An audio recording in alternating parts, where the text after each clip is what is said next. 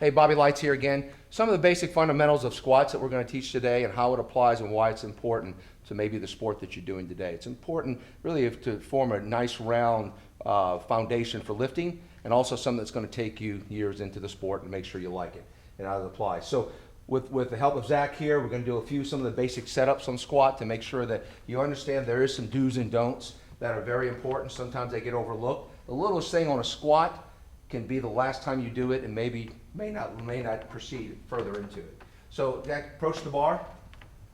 Most important thing is get set up properly, get onto the bar.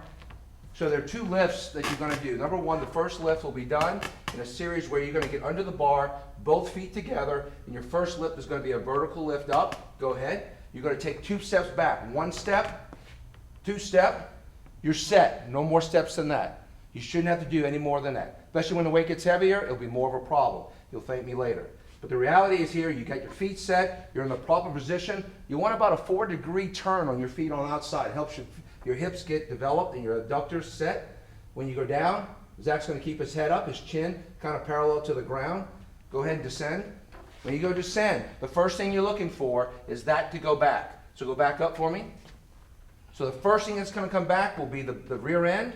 And in doing that, it will set the position for the legs. We're looking for those knees and those shins to be as perpendicular to the ground as possible. You can go up, keeping that chin up, making sure that torso is tight and strong. When you're finished with the set, you want to dress it the same way you came out. 1, 2, and walk back into it. Your spotter should be there to always, go ahead and step in. Spotter should be there to help you go back in and put the weight in place.